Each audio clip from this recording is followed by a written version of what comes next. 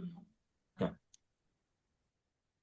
Yeah! ఈరోజు మీటింగ్‌కొచ్చిన అందరికీ నమస్కారాలండి.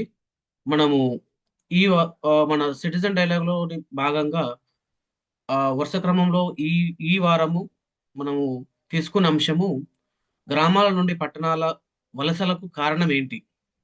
మెరుగైన పట్టణీకరణ లేదా గ్రామాలలో అవకాశ లోపమా? గ్రామాల నుంచి పట్టణాలకు యువత గాని, ప్రజలు గాని వలసెళ్ళడానికి కారణం ఏంది? ఈ టాపిక్కు వలసలనేది ఇప్పటి నుంచి జరగట్లేదు సార్. అంటే మానవ ఆహ్, పరిణామ క్రమంలోనే వలసలనేటియి జరుగుతున్నాయి.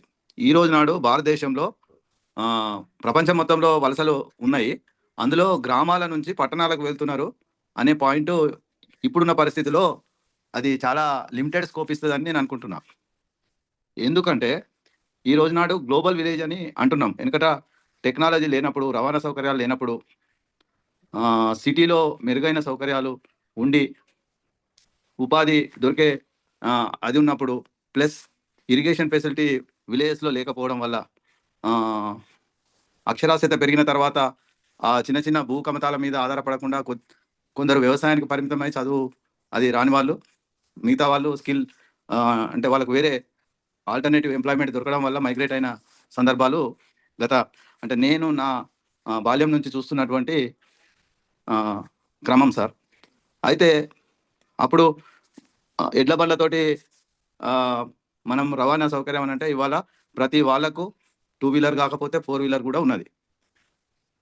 నెక్స్ట్ మనము ఇట్లా మాట్లాడుకునే వెసులుబాటు, ఇన్ పర్సన్ మాట్లాడుకునే వర్చువల్ మీటింగ్స్ ఇవాళ ఖండాంతరాల నుంచి మాట్లాడుకునే వెసులుబాటు వచ్చింది.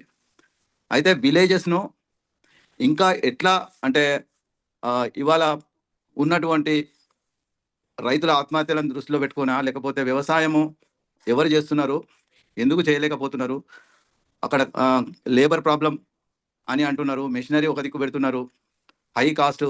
అంటే ఇవన్నీ గనక తీసుకున్నప్పుడు వ్యవసాయం దండగ అని వ్యవసాయాన్ని వదిలేసి కౌలులకిచ్చి భూములున్న వాళ్ళు వేరే వాటికి వెళ్తున్నారు సార్. అయితే దీన్నన్నిటిని పూర్తిగా గనక స్టడీ జేసి కారణాలు అంటే చాలా మందికి తెలిసిన కారణాలేంటి? సిటీలో మంచి సౌకర్యాలుండి, లేకపోతే హై ప్రొఫైల్ లివింగ్ ఉంది అని అనుకునేటోళ్ళు. ఇవాళ ఆ సిటీలు మహానగరాలయితున్నాయి. మహానగరాలంటే విలేజెస్‌ను కబళించేస్తున్నాయి. స్టేట్ గవర్నమెంట్ పాలిసీలే కావచ్చు, ఏదైనా కావచ్చు. అయితే వాళ్ళు సెంట్రలైజేషన్ ఆఫ్ పవర్ కోసము ఒట్టిగా నగరీకరణ చేస్తున్నారే తప్ప, ఎక్కడి ప్రాంతమైనా పొల్యూషన్ కేంద్రాలుగా తయారైతున్నాయి. ఎప్పుడైతే ఈ మెర్జ్ అవుతున్నాయో. మెయిన్‌గా వ్యవసాయము, రియల్ ఎస్టేట్‌కు మంచి సారవంతమైనటువంటి నేలలు రియల్ ఎస్టేట్‌కు వెళ్ళిపోయి పడవబడి ఉంటున్నాయి. నీటి వనరులు గూడా నిరుపయోగంగా అయి మురికి కూపాలయితున్నాయి.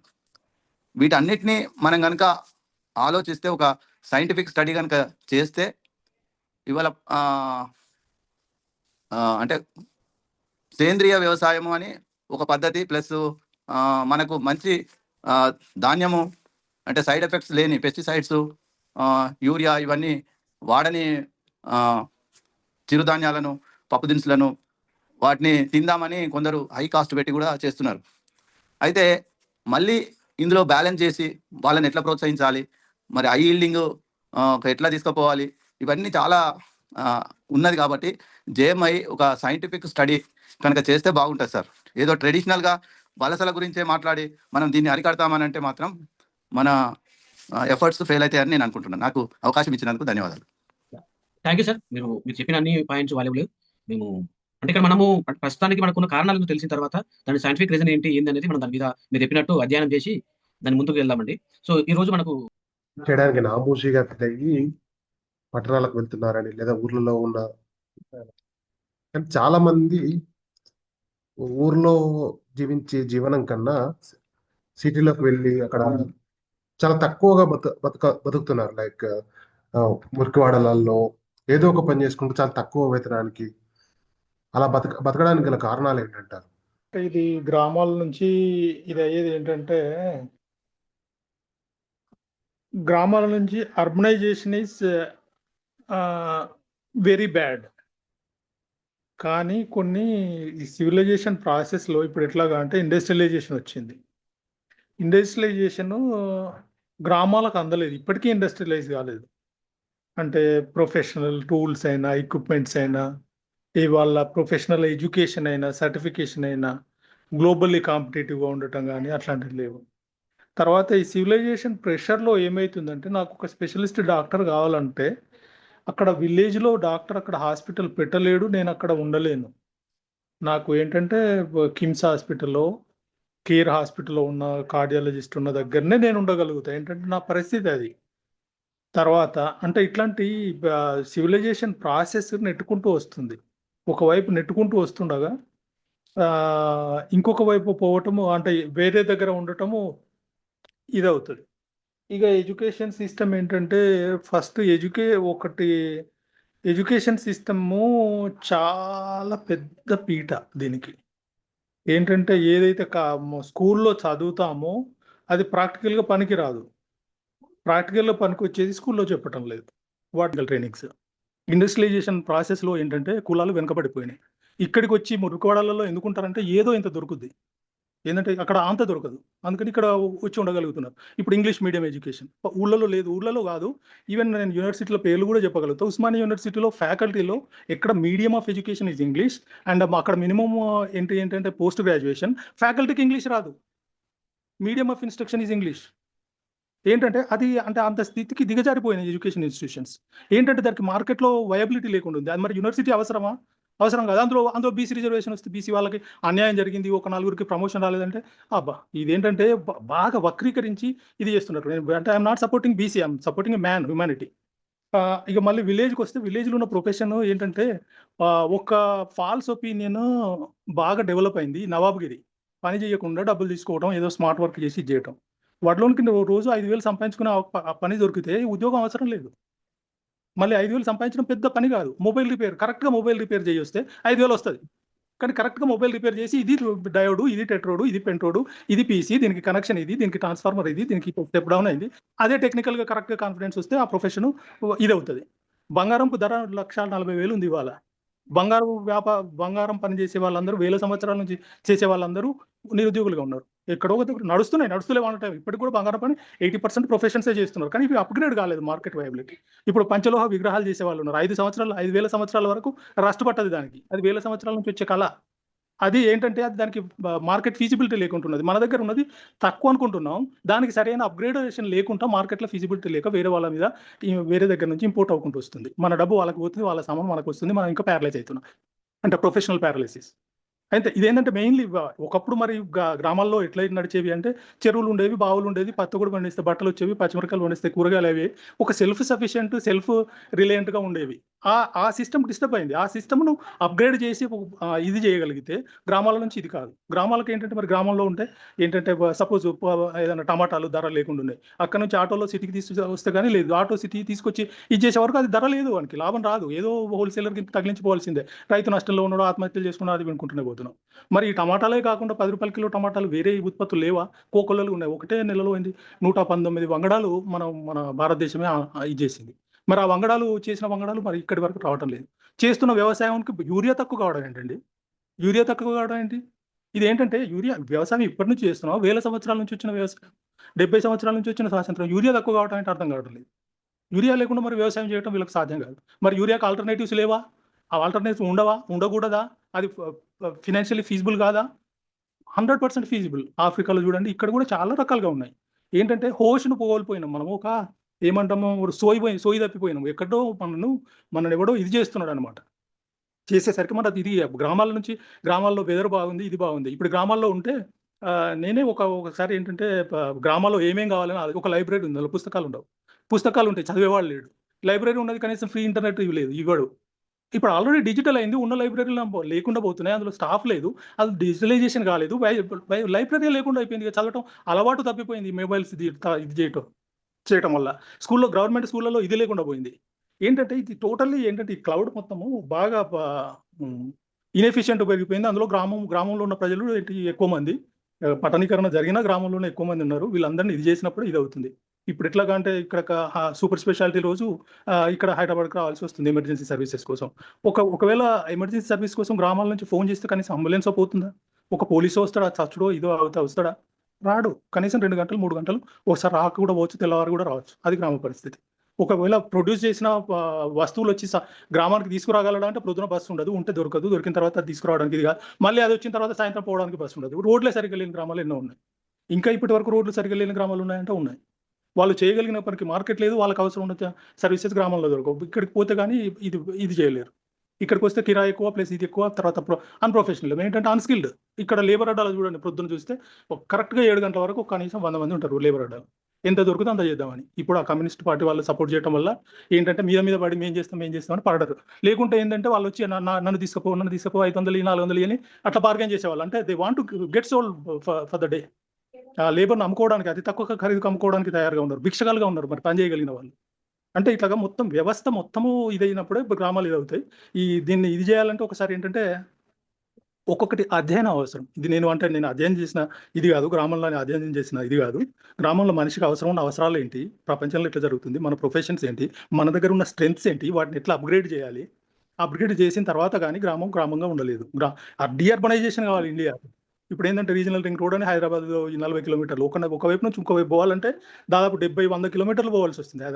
హైదరాబాద్ని తీసేస్తే తెలంగాణలో ఏం లేకుండా పోతుంది. 1.5 జనాభా ఇక్కడే ఉంది. ఏంటంటే బాగా తర్వాత ఇక్కడ పొల్యూషన్, వాటర్, ఎయిర్, ఇక్కడ ఢిల్లీలో వీఆర్ అనేబుల్ టు బ్రీతింగ్ లేకుండా ఉన్న ఇది పట్టణం. తర్వాత పీపుల్ ఆర్ నాట్ వరీడ్ అంటే వాళ్ళు ఏం చేసినా ఏం కాదని తెలిసిపోయింది వాళ్ళకి. అణచివేతన ఇది అవుతుంది. ఇదేంటంటే ఒక దగ్గర కాకుండా ఒక పెద్ద ఉప్పెన లాంటి ఇది వచ్చినప్పుడు అవి సాధ్యం అవుతుంది. కానీ ఎక్కడో ఒక దగ్గర అయితే స్టార్ట్ కావాలి, ఎక్కడో ఒక దగ్గర అయితే మొదలు చేయాలి, మొదలు కావాలి. అది ఒకటి మొదలు పెట్టి ఏంటంటే రూరలైజేషన్ ఎందుకు ఇది. సపోజ్ గ్రామంలో నేను ఉండాలనుకుంటే నాకు ఏమేం కావాలి. ప్రపంచంలో గ్రామాలు ఎట్లా నడుస్తున్నాయి. ఇప్పుడు ఏంటంటే యూఎస్లో కూడా విలేజెస్ ఉన్నాయి. యూఎస్ విలేజెస్లో చూస్తే అక్కడ లైబ్రరీ ఉంటుంది, అక్కడ 10 పుస్తకాలు తీసుకోవచ్చు. అక్కడ కూడా ఫోన్ చేస్తే పోలీసు 5 నిమిషాల నుంచి అరగంట లోపు పోలీసు వస్తుంది. తర్వాత ఏమన్నా ఇది కావాలంటే ఇది ఉన్నాయి, మినిమం వేజ్ రిక్వైర్మెంట్ ఉన్నాయి, ఏంటి తర్వాత లాస్ ఉన్నాయి. తర్వాత అక్కడ కూడా క్రైమ్ ఉంది, లేదంటలేదు, క్రైమ్ ఉంది, ఏంటి డ్రగ్స్ ఉన్నాయి. But what I mean to say బేసికల్ క్వశ్చన్ ఏంటంటే ఎగ్జిస్టెన్స్. ఈ ఊళ్ళోంచి బయటపడితే కానీ బ్రతకలేను అనుకున్నప్పుడు కంపల్సరీగా బ్రతకాల్సి వస్తుంది.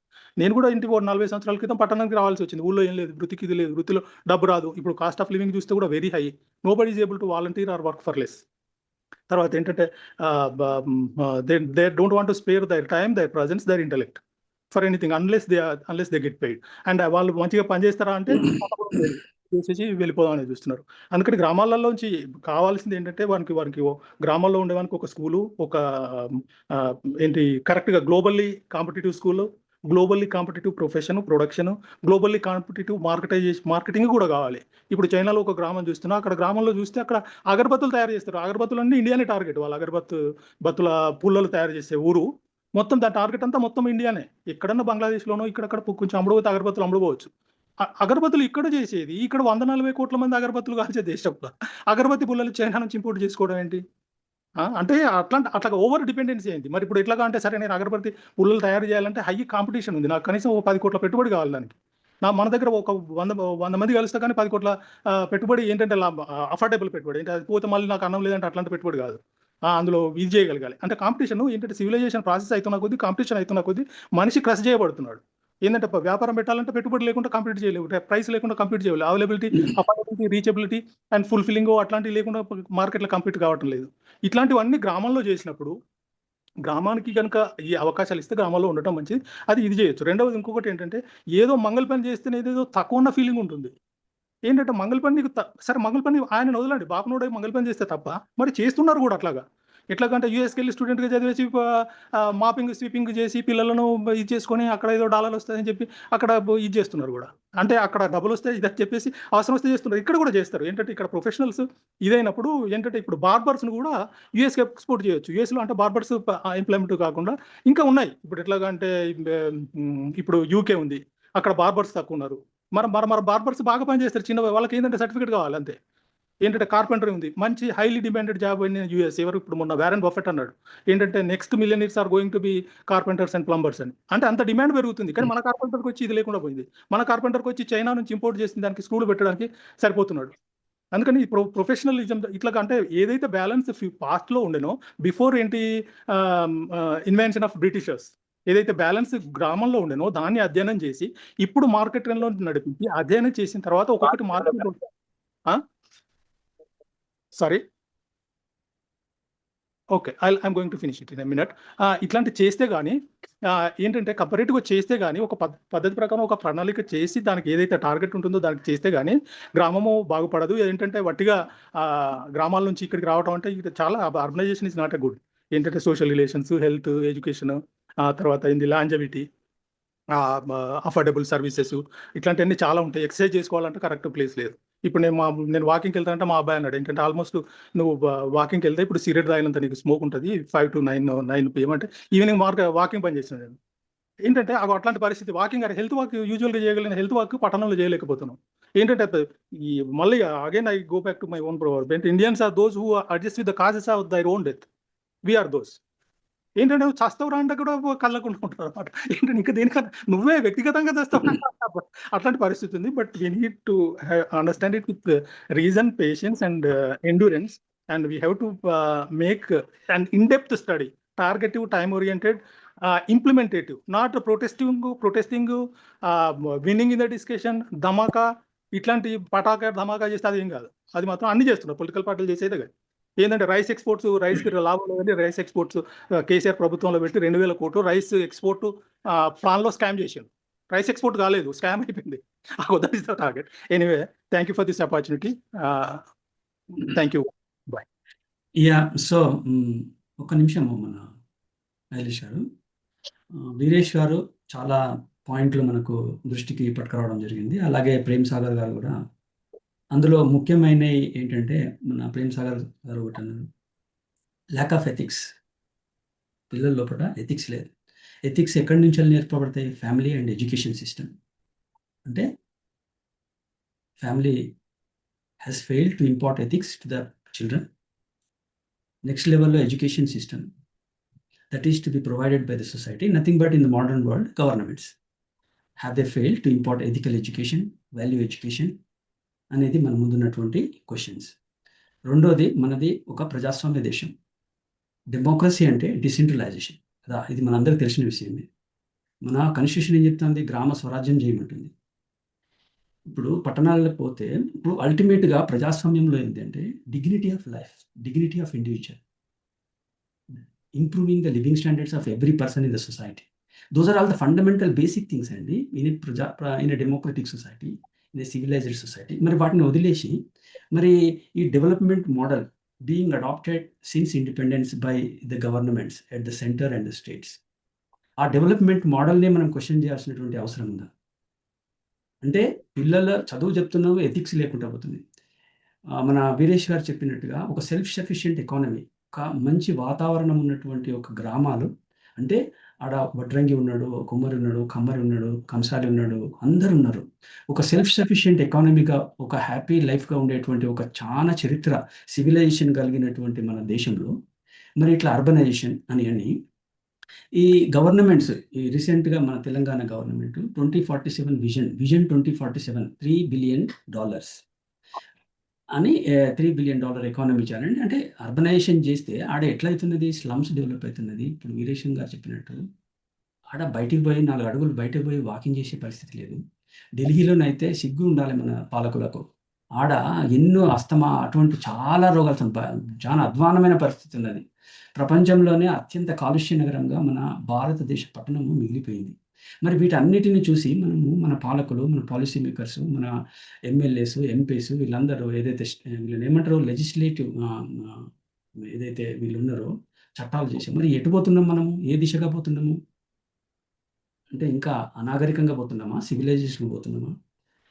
దీనికి డెవలప్మెంట్ మోడల్ ఇంతకుముందు అనుకున్నట్టుగా ఈ డెవలప్మెంట్ మోడల్ మన గవర్నమెంట్స్ ఏదైతే అడాప్ట్ చేస్తున్నాయో మన స్వాతంత్ర్యం వచ్చినప్పటి నుంచి వీటిని తప్పుపట్టవలసిన అవసరం ఉంది. ఎవరు క్యాటలిస్ట్? గవర్నమెంట్స్ కదా. అప్పుడు మనం ప్రజలుగా మనం ఒక గవర్నమెంట్ ఏర్పరచుకొని మనకు ఒక దిశను, ఒక సమాజాన్ని ఒక దిశగా తీసుకెళ్ళాలి. ఒక fair, just and well being సొసైటీగా మనం తీసుకుపోవాల్సినటువంటి పాలకులు మరి ఏ దిశగా తీసుకుపోతున్నారు? ఎథిక్స్ లేనటువంటి పిల్లలను తయారు చేసి మరి ఎటు పోతాను మనం? మరి ఈ గవర్నమెంట్ అడాప్ట్ చేసినప్పుడు ఇప్పుడు విజన్ 2047 మరి అది ఏ దిశగా పోతుంది? అది ఇంకా అర్బనైజేషన్ పెంచడానికి పోతుందా? ఇంకా గ్రామాలను ఆగం చేయడానికి పోతుందా? నేను ప్రత్యక్షంగా చూసానండి. 10 ఎకరాలు ఉన్నటువంటి ఒక గౌరవంగా బతికినటువంటి ఒక ఫార్మరు అడ్డాకూలిగా మారిండు. ఈ పరిణామాలు ఎందుకు వచ్చినాయి? దీని మీద ఆసారాం అనేటువంటి విలేజ్‌లో గ్రామ పంచాయతీలో ఉత్తరప్రదేశ్‌లో సెంట్రల్ గవర్నమెంటే దీనికి ఒక ఇన్‌స్టిట్యూషన్ ఉన్నది. రూరల్ డెవలప్‌మెంట్ మీద ఒక సెంట్రల్ లెవెల్‌లో ఒక పెద్ద ఇన్‌స్టిట్యూషన్ ఉందండి. I forgot that name.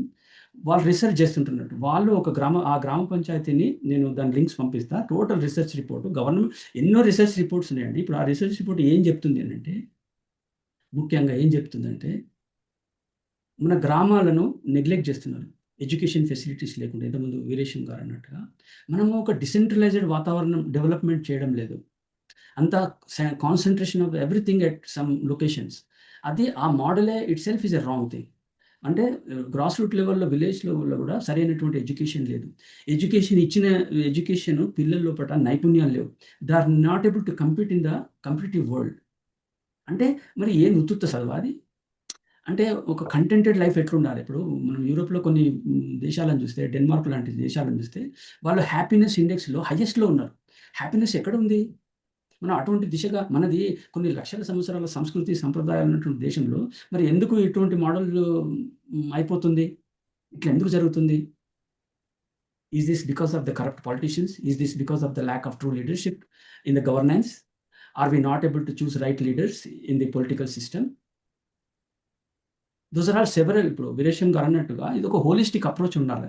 మనకు రిసర్చ్ రిపోర్ట్ చాలా ఉన్నాయండి. వీటి కారణాలు చాలా కనబడుతున్నాయి. I will share those details. ఎందుకంటే this is a brief meeting కాబట్టి so I am not able to దాని మీద నేను పీపీటీ కూడా తయారు చేశాను. There are reports, there are solutions but they are ignored. దీనికి ఫండమెంటల్ రీజన్ ఏంది అని అంటే వాళ్ళు చెప్పింది డిసెంట్రలైజ్డ్ కావాలి. గ్రామాలను బలోపేతం చేయడం లేదు. పిల్లల లోపల నైపుణ్యాలు పెంచడం లేదు. ఎడ్యుకేషన్ కరెక్ట్‌గా లేదు. ఫిమేల్స్‌ని అయితే టోటల్‌గా నెగ్లెక్ట్ చేసినాము. చిన్న చిన్న చిన్న చిన్న ఉద్యోగాల కోసము సిటీలకు వెళ్ళడం జరుగుతుంది. అక్కడ కూడా ఆ లివింగ్ స్టాండర్డ్ ఇక్కడ మంచిగా బతికినోడు ఆడబోయి స్లమ్‌లో బతికి ఇంకా అనారోగ్యాల పాలై ఇంకా అతలాకుతలం అయిపోతున్నాడు. రీసెంట్ వరల్డ్ ఇన్‌ఈక్వాలిటీ రిపోర్ట్ ఏం చూపిస్తున్నది?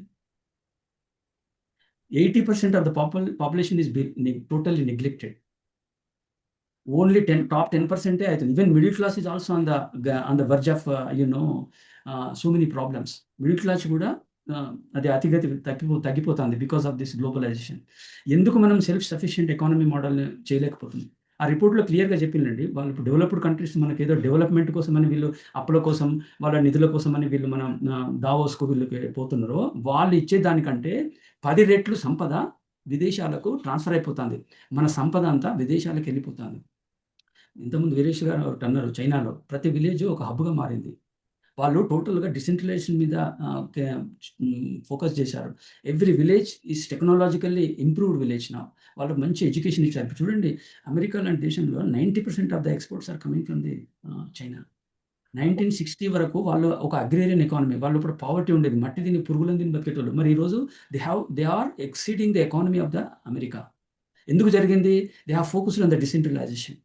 They have focused on the quality of education. They have focused on the skill development of every citizen of their country. మన model itself is a wrong అనేది మనకు అన్ని రిపోర్ట్స్ చెప్తున్నాయి. మరి మనము ఇంతకుముందు ప్రేమ్ సాగర్ గారు చెప్పినట్టుగా ఒక మంచి కార్యక్రమం చేయడానికి స్పందన మన దేశంలో తగ్గిపోయింది. మనం ఉన్నటువంటి కొద్ది మందినైనా మనం ఒక సమాయుత్తమై ఒక గ్రూప్‌గా మారి దీనికి ఎట్లా చేస్తే బావుంటది? వీరేశం గారు అన్నట్టు ఒక సర్కస్ చేయకుండా మనం ఒక కార్యాచరణ తీసుకోవాలి. విలేజ్‌లోకి వెళ్ళాలి. దీన్ని ఇన్‌ఫ్లుయెన్స్ ఎట్లా చేయాలనేది మనం సీరియస్‌గా ఆలోచించాలనేటువంటి ఆ సూచన కూడా ఇది చాలా గొప్ప సూచన అండి. సో ఓవరాల్‌గా this is the crux of the issue. మనము డిసెంట్రలైజేషన్ కాకుండా కాన్స్టిట్యూషన్‌లో చెప్పినట్టుగా ఒక గ్రామ స్వరాజ్యం దిశగా పాలిసీలను, ఈ యొక్క గ్రామాలను, ఈ పిల్లలను, ఎడ్యుకేషన్‌ను వీటన్నిటిని కూడా స్ట్రెంథెన్ చేయకుండా మనము ఒక కాన్సంట్రేషన్ విధంగా ఈ పరిపాలన మోడల్ జరుగుతుందనేది రిపోర్ట్స్ కూడా అవే చెప్తున్నది. డిసెంట్రలైజేషన్ టోటల్‌గా నెగ్లెక్ట్ చేస్తున్నారు అనేది మనకు ప్రస్ఫుటం కనబడుతుంది. మైగ్రేషన్ అవసరమే. మన అశోక్ గారు ముందు చెప్పారు. మైగ్రేషన్ ఎప్పటినుంచో but that should be a meaningful migration. ఒక సెల్ఫ్ సఫిషియెంట్ ఎకానమీగా ఉన్నప్పుడు అది ఇంపార్టెంట్. అటువంటి వాటి మీద ఫోకస్ చేయాల్సినటువంటి అవసరం ఉంది. ఇదివరకు విలేజ్‌ల లోపట ఒక విలేజ్‌కు ఇంకో విలేజ్‌కు మధ్యలో రివర్ ఉంటే ఆ రివర్ అవతల ఉన్నోళ్ళతోని మనం సంబంధాలు కూడా పెట్టుకోపోయేటోళ్ళం. అంటే అట్లా ఉండేటోళ్ళు. అంటే సెల్ఫ్ సఫిషియెంట్‌గా ఉండేటోళ్ళు. బట్ ఇది మరి టూ మచ్ ఎక్స్‌ట్రీమ్ అయిపోయింది. దానివల్ల ఏమైతుందంటే అనర్థాలు ఎక్కువైతున్నాయి. దేనికైనా ఒక లెవెల్ ఉంటది. ఆ లెవెల్ దాటిపోయిందనుకో we land into several complex problems. That's where we are now. So I will stop here. So let us please. అందరికీ నమస్కారం. అందరు పెద్దవాళ్ళు ఉన్నారు. ఒకటి ఏంటంటే మెరుగైన పట్టణీకరణ, గ్రామాల్లో అవకాశాలు అనే దాని మీద మంచి సబ్జెక్ట్ తీసుకున్నారు. సంతోషం. మై అబ్జర్వేషన్ ఏంటంటే అండి, యాక్చువల్‌గా అంటే అందరము దాదాపు విలేజ్ నుంచి వచ్చిన వాళ్ళమే అనుకుంటున్నాను. ఒక తెలంగాణ వరకు నేను కన్సర్న్డ్ అయ్యి మాట్లాడితే, తెలంగాణలో చాలా వరకు సన్నకారు రైతులండి. అంటే 5 ఎకరాలు, 6 ఎకరాలు, 3 ఎకరాలు, 10 ఎకరాలు ఉన్నవాళ్ళు. సో ఆ ఫ్యామిలీ పెద్దగా అయిన తర్వాత వాళ్ళకు ఉపాధి అక్కడ లేదు వాస్తవంగా. అంటే ప్రధానంగా పాలించిన పాలకులే దానికి కారణం అనేది స్పష్టంగా అందరికీ మనం అర్థం చేసుకుంటాం, అర్థమవుతుంది. అక్కడి నుంచి వాడు పని కోసం బయటికి రావాల్సిన పరిస్థితి ఏర్పడుతుంది, నెట్టబడుతుంది. అవకాశాల కోసం, అవసరాల కోసం, బతుకుదెరువు కోసం. ఏదో ఇక్కడ లగ్జరీ లైఫ్‌ను గడుపుతానని రావట్లేదు. ఆ ఊర్లో లేదు, పని లేదు. పని ఎందుకు లేదు అంటే, ఒకప్పుడు అగ్రికల్చర్ వ్యవసాయం చాలా ప్రాసెస్‌లో ఉండేది. కుప్ప కొట్టేది, నాటేసేది, మళ్ళీ బంతి కొట్టేది ఇదంతా ఉండేది. ఇప్పుడు డైరెక్ట్ వచ్చి బస్తాలలో పడుతున్నాయి, వచ్చి మార్కెట్‌కి వెళ్ళిపోతున్నాయి. అక్కడనే కొనేస్తున్నారు. సో చాలా వరకు వ్యవసాయం ఏందంటే చాలా తక్కువైపోయింది. పాపులేషన్ పెరిగిపోయింది. వర్క్ లేదు. వర్క్ లేని కారణంగా హైదరాబాద్‌కు నెట్టివేయబడుతున్నాడు. మేము బస్తీలలో పనిచేస్తున్నాం. బస్తీలలో చాలా ఇష్యూస్ ఉంటాయి. హైదరాబాద్ బస్తీలో ఇప్పుడు ఈ ప్యూరో అంతా కలిపితే మొత్తం 3000 బస్తీలు ఉన్నాయి హైదరాబాద్‌లో. సో ఎవరికి కూడా మంచి ఎడ్యుకేషన్ లేదు, మంచి హెల్త్ లేదు. ఎట్లాంటి వాతావరణం లేదు. కానీ బతకాలి. ఎందుకు బతకాలంటే తన బతుకుదెరువు కోసం, తన పిల్లల కోసం బతకాల్సిన పరిస్థితి ఏర్పడుతుంది. కాబట్టి ప్రభుత్వాలు అది ఏ ప్రభుత్వం, ఆ ప్రభుత్వం, ఈ ప్రభుత్వం అని కాదు. స్వతంత్రం వచ్చినప్పటి నుంచి కూడా గ్రామాలను వదిలేసినాయి. ఇప్పటికి కూడా అభివృద్ధి అంటున్న 50 భవనాలు, 50 అంతస్తులు, 60 అంతస్తుల భవనాలు. ఈ అభివృద్ధి మనం హైదరాబాద్ చాలా గ్రోత్ అయిపోతుంది అంటూ డీసెంట్రలైజేషన్ కావట్లే కదా. వరంగల్‌లో ఒక ఇండస్ట్రీ, ఆదిలాబాద్‌లో ఇండస్ట్రీ, కరీంనగర్‌లో ఇండస్ట్రీ, కాగజ్‌నగర్‌లో ఇండస్ట్రీ అవ్వట్లేదు. అవనప్పుడు అనివార్యంగా నెట్టివేయబడుతున్నాడు అక్కడ నుంచి జీవితం కోసం. వాళ్ళేమో ఇక్కడ ఏదో లగ్జరీ లైఫ్ ఉందని వస్తలేడు. కానీ అక్కడ పని లేదు. పని లేనప్పుడు అనివార్యంగా హైదరాబాద్‌కు రావాల్సిందే, స్విగ్గీ నడపవలసిందే, జొమాటో నడపవలసిందే, అదేవిధంగా వాచ్‌మెన్‌గా ఉండవలసిందే. సో కాబట్టి ఇక్కడ మనం అర్థం చేసుకోవాల్సింది ఏంది అని అంటే, నా పాయింట్ ఆఫ్ వ్యూ ఏందంటే, ప్రభుత్వాలు అల్టిమేట్‌గా పాలసీ ఎవరు చేయాలి? ప్రభుత్వమే. ఇంతకుముందు రమేష్ గారు చెప్పినట్టు శాసనాల ద్వారా శాసనాలు చేసి అమలు చేయాలి. అవి ఎక్కడ అమలు అవుతలేవు. ఇప్పుడు కూడా రింగ్ రోడ్ చుట్టే అభివృద్ధి అంటుండు కానీ రింగ్ రోడ్ తర్వాత ఏం చేస్తావంటే ఏ ప్రభుత్వం దగ్గర లేదు ఒక ప్రణాళిక. సో కాబట్టి ఇదంతా ప్రభుత్వాలు కమిట్మెంట్‌గా ప్రజలతో కన్సర్న్ లేకుండా పనిచేస్తున్నాయి. అదేవిధంగా తెలంగాణ చూసుకుంటే అంతా సన్నకారు రైతు. 5 ఎకరాలు, 3 ఎకరాలు, 2 ఎకరాల రైతు. ఫ్యామిలీ పెరిగిపోయింది. అక్కడ పని సరిపోవట్లేదు, బతుకుదెరువు సరిపోవట్లేదు. ఈ కారణాల వల్ల హైదరాబాద్‌కు వస్తున్నారు వాళ్ళు. అనివార్యం ఇది. ఇక్కడ అంటే జనరల్‌గా ఏందంటే ప్రభుత్వాల మీద ప్రెషర్ చేయాలి. అపోజిషన్ పార్టీ, పరిపాలిస్తున్న పార్టీ, రేపు వస్తాననుకునే పార్టీ వాళ్ళ మీద మనం ఈ అభివృద్ధిని నువ్వు డీసెంట్రలైజ్ చేయకుండా only Hyderabad inner ring road, outer ring road, ఇంకో రింగ్ రోడ్ మీద రింగ్ రోడ్ వేసుకుంటా అని పోతే అనివార్యంగా మొత్తము తెలంగాణ పీపుల్ అంతా ఈ లోపలికి రావాల్సిన పరిస్థితి ఏర్పడుతుంది. ఎందుకంటే మేము చాలా కేస్ స్టడీస్ ఉన్నాయి. మంచి జరుగుతుంది, చెడు జరుగుతుంది ఇక్కడ. కొందరు వచ్చి ఒక 10 ఏళ్ళు, 20 ఏళ్ళ కింద వచ్చిన వాళ్ళ పిల్లలు ఈరోజు మంచిగా చదువుకొని ఐఏఎస్ యూఎస్ఏ, యూకే వెళ్ళిపోయిన వాళ్ళు ఉన్నారు. కొంతమంది ఫ్యామిలీలలో ఇంకా ఆటో డ్రైవర్లుగా స్విగ్గీ, జొమాటోలో పనిచేస్తున్న వాళ్ళు ఉన్నారు. సో రకరకాలు జరుగుతుంది. అంటే నేను ఏమంటున్నా అంటే అల్టిమేట్‌గా ప్రభుత్వము దీన్ని ఈ గ్రోతింగ్ ఏదైతే గ్రోత్ 2047 ఇంకో 2020 ఇంతకుముందు చంద్రబాబు నాయుడు విన్నాం, XYZ ఎవరైనా ఉండని ఈ టార్గెట్ నీకు హైదరాబాద్ చుట్టే నెట్టేస్తే తప్ప నీ గ్రామాల వైపు డెవలప్మెంట్ పోవట్లేదు. కాబట్టి ప్రధానంగా దాని వల్లనే జరుగుతుంది. ఇంతకుముందు చాలా మంది మాట్లాడారు. స్కిల్ డెవలప్మెంట్ కూడా ప్రోగ్రామ్ లేవు. ఎడ్యుకేషన్ అంతా ఆగమైపోయింది. స్కూల్స్ బంద్ అయిపోయినాయి. ఆ ప్రైవేట్ స్కూళ్ళల్లో కూడా అంతంత చదువులే. అంటే చాలా జోక్ చేసుకుంటుంటాము. బీఈడీ, ఎంఈడీ చేసిన టీచర్ల పిల్లల వాళ్ళేమో టీచర్లు వాళ్ళ ఊళ్ళలో పోయి చదువు చెప్తలేరు. వాళ్ళ పిల్లలను తీసుకొచ్చేమో Sri Chaitanya Narayana intermediate degree pass అయిన పిల్లలతో చదువు చెప్పిస్తున్నారు. సో ఇది జరుగుతుంది. కానీ ఇక్కడ ఏంటంటే మనలాంటి సోషల్ యాక్టివిస్టులు కావచ్చు, ఉద్యమకారులు కావచ్చు, అల్టిమేట్‌గా మనము ప్రజలను కంటే ప్రభుత్వం మీద ప్రెషర్ చేయాలి. వాళ్ళని ఎక్కడో కాడ మనం పాయింట్ ఆపగలిగితే మాత్రమే అది అయితే తప్ప లేదంటే అనివార్యంగా పట్టణీకరణ పెరిగిపోతుంది గ్రామాలలో. నేను 20 ఏళ్ల క్రితం చూశానండి. ఒక ఊరు నుంచి ఒక్కడే హైదరాబాద్ ఉంటే గొప్ప అండి. ఇంటి నుంచి 2 ఉన్నారు హైదరాబాద్‌లో. ఇప్పుడు ప్రతి ఊర్లో ఎన్ని కడపలు ఉన్నాయో అన్ని కడపలకు సంబంధించిన వాళ్ళు హైదరాబాద్‌లో ఉన్నారు. సో అదేవిధంగా మొత్తం భారతదేశం నుంచి మొత్తం ఛత్తీస్గఢ్, జార్ఖండ్ నుంచి కూడా వస్తున్నారు. సో తెలంగాణ వరకు కన్సర్న్ అయి మాట్లాడితే మాత్రం ప్రభుత్వం అల్టిమేట్గా ఈ గ్రోతింగ్ అనేది ఏదైతే ఉందో దాన్ని డీసెంట్రలైజ్ చేయాలి. అదేవిధంగా యూత్కు స్కిల్ డెవలప్మెంట్ ప్రోగ్రామ్స్ పెట్టాలి. ఇప్పుడు స్కిల్ ఇండియా అంటారు, ఇంకేదంటారు. అవి పదాల వరకే ఉండిపోతున్నాయి తప్పించి ప్రణాళికలో ఉండలేవు, కిందికి దిగట్లేదు. సో ఇది నాకు అర్థమైన వరకు అండి మై ఎక్స్పీరియన్స్లో. కాబట్టి ఈ గ్రూపు మై రిక్వెస్ట్ చూసాను ఏంటంటే, ఏదైతే ఇప్పుడున్న కొంతమంది మంత్రులు చదువుకునే వాళ్ళు శ్రీధర్బాబు లాంటి వాళ్ళు కనీసం పోయి మనం చెప్పాల్సిన బాధ్యత ఉంది, వాళ్ళని ఎడ్యుకేట్ చేయాల్సిన బాధ్యత ఉంది. వాళ్ళ ప్రపంచం వేరు, మనం మాట్లాడుకునే వాళ్ళ ప్రపంచం వేరు. వాళ్ళ ప్రపంచంలో వీళ్ళు లేరు, మనం మాట్లాడుకునే ప్రజలు లేరు వాళ్ళకు. సో వాళ్ళకు ఎన్ని లక్షల కోట్లు వస్తాయి, ఎన్ని లక్షల కోట్లు వస్తాయి అనే ఆలోచనలో ఉన్నారు తప్ప ఫ్యూచర్ సిటీ అంటున్నారు. ఫ్యూచర్ సిటీలో మరి వీళ్ళందరూ ఎక్కడ ఉండాలనేది లేదు. సో కాబట్టి రియల్ ఎస్టేట్ అనివార్యంగా భూమి చేసినారు. ఆ రియల్ ఎస్టేట్ కూడా ఇప్పుడు ఆగిపోయింది, ఏం లేదు, అన్ని కంచెలు పడ్డాయి, అంత గొర్రెలు బర్రెలు ఇవ్వడానికి తప్ప అది ఏం పనికి వస్తలేవు. కాబట్టి మై సూచన ఏంటంటే, ఏ ప్రభుత్వం అని ఉండని, వచ్చే ప్రభుత్వం, రేపు వచ్చే ప్రభుత్వం, ఎల్లుండి వచ్చే ప్రభుత్వం, ఇప్పుడున్న ప్రభుత్వం, వాళ్ళ మీద మనం కంప్లీట్గా ఈ డెవలప్మెంట్, ఇటు స్కిల్ డెవలప్మెంట్, ఈ రెండింటిని యువతకు స్కిల్ డెవలప్మెంట్ ప్రోగ్రామ్స్ డీసెంట్రలైజ్ చేపెట్టాలి. ఇన్స్టిట్యూట్లు ఒకప్పుడు 20 years బ్యాక్ ఐటీఐ చేస్తే కంపల్సరీ జాబ్ వచ్చేది. ఎలక్ట్రీషియన్ కావచ్చు, పంపర్ కావచ్చు, ఫిట్టర్ కావచ్చు, ఏదో గవర్నమెంట్ జాబ్, ప్రైవేట్ జాబ్ ఎక్కడ వచ్చేది. ఇప్పుడు ఐటీఐలని ఖతం అయిపోయినాయి, ఏం లేవు అవి. ఏదో ఈ ప్రభుత్వం వచ్చి చేస్తా అన్నది అంతంత మాత్రమే ఉంది. కాబట్టి మై అప్పీల్, మై రిక్వెస్ట్ ఏంటంటే, ఇప్పుడు ఉన్న పరిపాలించే ప్రభుత్వాన్ని శాసనాలు చేసే ఎవరైతే ఉన్నారో వాళ్ళను మనం కంపల్సరీ గైడ్ చేయాల్సిందే, వాళ్ళ మీద ప్రెజర్ చేయాల్సిందే. ప్రెజర్ చేస్తే తప్ప వాళ్ళు ఈ లేరు. సో కాబట్టి ఇప్పుడు మనం మాట్లాడుకుంటున్న ప్రజలు వాళ్ళ దృష్టిలో లేరు. ఎప్పుడు వస్తారంటే ఆ ఎలక్షన్ల ముందు వీళ్ళ అవసరాలు ఉంటే వీళ్ళతో ఏం చేయాలో వాళ్ళు చేయించుకుంటూ వెళ్ళిపోతారు. సో కాబట్టి అటువైపుగా ప్రయాణం చేస్తే మంచిది అనేది నా సూచన అండి. మేము దాదాపు దశాబ్దం నుంచి బస్తీలలో పనిచేస్తున్నాము. చాలా 20 గజాలలో ఉంటారు. 20 గజాలు, ఒక మంచం పడుతుంది, ఇంకో మంచం ఉండదు. ఇక అట్లాంటి జీవితాల్లో లక్షల మంది జీవిస్తున్నారు. సో కాబట్టి తప్పదు, వాడికి బతుకుదెరువు మరి ఊర్లో ఏం లేదు. సో కాబట్టి వాడు అనివార్యంగా ఇక్కడ ఉంటున్నాడు. సో వాడిని పొమ్మటానికి ఏం లేదు. పొమ్మంటే నాకు పని చెప్పాను అంటాడు, అక్కడ ఏం లేదు, అంతే. పని అన్న ఊళ్ళోనే ఉంటా, ఊళ్ళో మంచిగా ఉంటుంది, ఈడేందుకు ఉంటాను అంటాడు సింపుల్గా. కానీ ఊళ్ళో పని లేదు. కాబట్టి ఇది ప్రభుత్వం చేయాల్సిన పని, ప్రభుత్వం మీద ప్రెజర్ చేయాల్సింది, ప్రభుత్వం అప్పీల్ చేయాల్సిన పని అని నాకు అనిపిస్తుంది. సో అటువైపుగా మన గ్రూప్ కూడా పోతే చాలా మంచి ఆలోచన. ఇది మంచి కార్యక్రమము. ఏదైతే ఇప్పుడు మనం అనుకున్న ప్రజల గురించి ఏ సంస్థ కూడా మాట్లాడతలేదు. అందరూ అటువైపే పోతుండ్రు, కోకాపేట ఫ్యూచర్ సిటీ వైపే ప్రయాణం చేస్తుండ్రు. కాబట్టి ఒక్కసారి ఆ ప్రజల వైపు ఆలోచిస్తున్న వాళ్ళనుకుని ఈ మీటింగ్ పెట్టినందుకు మీకు మరోసారి నేను ధన్యవాదాలు తెలియజేస్తున్నాను. థ్యాంక్ యూ అండి. శ్రీనివాస్ గారు చాలా మంచి విషయాలు చెప్పారు. ఇక్కడ ఒక పాయింట్ ఏంటంటే, మీరు చెప్పిన అంశాలన్నీ చాలా బాగున్నాయి, మంచిగా చెప్పారు. అందులో నుంచి వెళ్ళి మీకు ఒక క్వశ్చన్. ఇప్పుడు సార్ ఇప్పుడు చట్టసభలలో చట్టాలు చేయబడతాయి, పాలసీస్ చేయబడతాయి.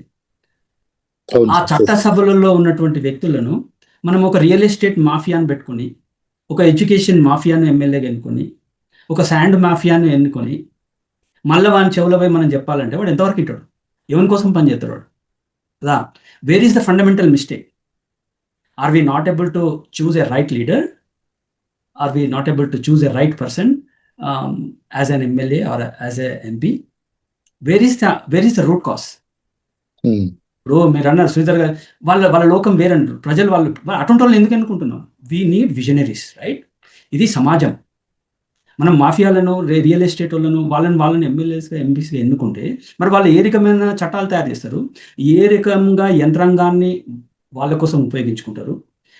అదే కదా, వాళ్ళ మోడల్ తయారు చేసేది ఎందుకోసం? వాళ్ళ స్వలాభాల కోసం, రైట్?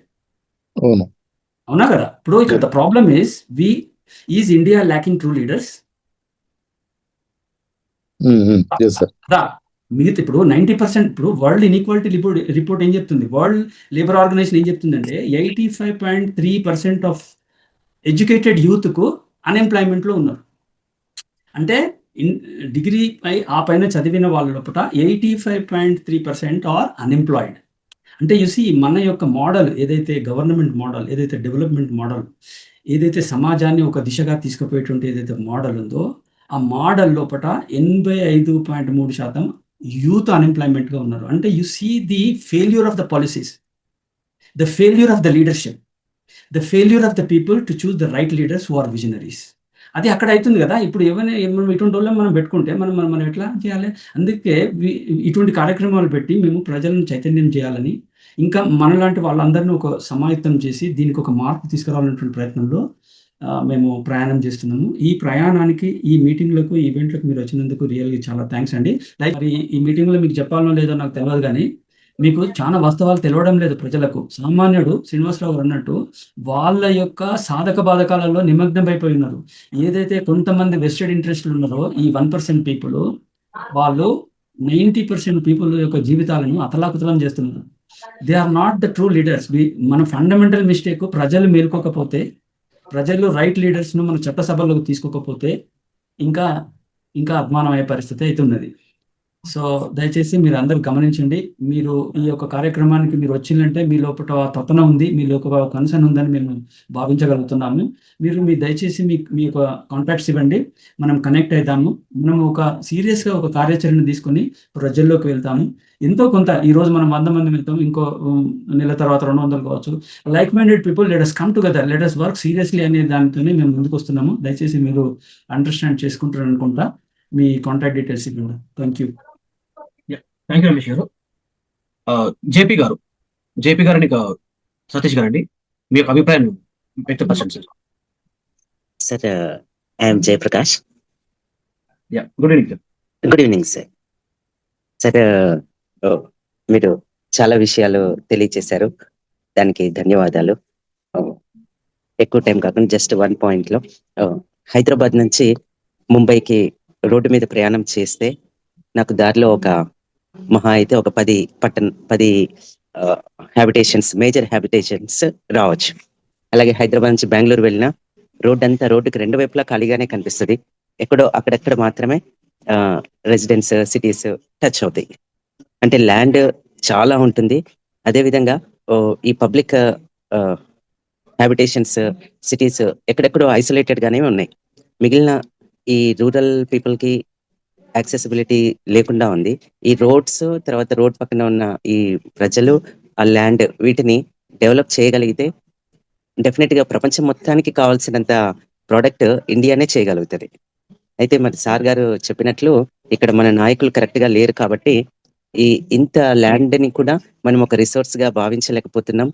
ఈ మనుషులను కూడా ఒక హ్యూమన్ రిసోర్స్, ఒక ఎసెట్గా భావించలేకపోతున్నారు. వీళ్ళందరినీ ఏదో పుట్టారు చనిపోతారు అన్న టైప్లో నెగ్లెక్ట్ చేయటం వల్లనే ఇంత డిస్పారిటీ అనేది పెరిగిపోయింది భారతదేశంలో. రిసోర్స్కి కొదువు లేదు, సార్ చెప్పినట్లు ప్రజలకు కూడా కొదువు లేదు. ఓన్లీ ఆ లీడర్స్ ఆస్పెక్ట్లో మార్పు రానంత కాలం ఈ వ్యత్యాసం ఇది కంటిన్యూ అవుతూ ఉంటుంది. మీరు చేసిన ప్రయత్నం చాలా డీప్, చాలా వరకు వెళ్ళగలిగితే అప్పుడు మార్పు తప్పకుండా వస్తుంది. ఆ మార్పుని ఆశిస్తూ నేను మీతో పాటు సంతోషిస్తున్నాను. ఒక మంచి అంశాన్ని మీరు డిస్కస్ చేస్తున్నారని. Thank you sir. Thank you Jayaprakash గారు. చాలా మంచి మాటలు చెప్పారు. ఇక్కడ చాలా మంది చాలా మూల్యమైన మాటలు చెప్పడం జరిగింది. అయితే నాకు ఒక వక్త చెప్పడం ఇలా చెప్పారు, సిటీ లెవెల్లో అవకాశాలు ఎక్కువగా ఉన్నాయి, ఏదైనా హాస్పిటల్ కావాలంటే సిటీ స్థాయికి వెళ్ళాల్సిన అవసరం ఉంది. ఇది వాస్తవమే. సిటీ లెవెల్లో అవకాశాలు ఎక్కువ ఉన్నాయి కాబట్టి మన అవకాశాలు తగ్గట్టుగా మనం వలసలు కానీ మన ప్రయోజనాలు కానీ వాడుకోవడం జరుగుతుంది. మరైతే ఒక సాధారణమైన సిటీలో 4 కోట్ల పైన జనాభా మొత్తం ఒక సిటీ పైన ఆధారపడి ఉండడం అనేది ఎంతవరకు కరెక్ట్? ఇది ప్రజెంట్ జిహెచ్ఎంసీ రిపోర్ట్ల ప్రకారం డెన్సిటీ పర్ ఏరియా అని ఒకటి తీస్తారంటే జనసాంద్రత, ఒక ఏరియాలో ఎంతమంది జనాలు ఉండాలి అనే జనసాంద్రత ప్రకారంగా తీస్తే హైదరాబాద్ లో దానికన్నా ఉండాల్సిన దానికన్నా ఎక్కువగా ఉన్నారు. ఇప్పటికీ 1.5 కోటి మంది జనాలు ఉన్నారని చెప్పి జిహెచ్ఎంసీ రీసెంట్ గా ఒక నివేదిక స్టార్ట్ చేసింది. 2030 కల్లా ఈ జనాభా సాంద్రత 2 కోట్ల పైచిలకు లేదా 3 కోట్ల దాకా పెరగవచ్చు అని అంచనాలు వేస్తుంది. అంటే దాదాపు 50% దాకా జనాభా ఒక హైదరాబాద్ సిటీలోనే ఉంటుంది అనే నివేదికని జిహెచ్ఎంసీ మనకు చెప్పడం జరుగుతుంది.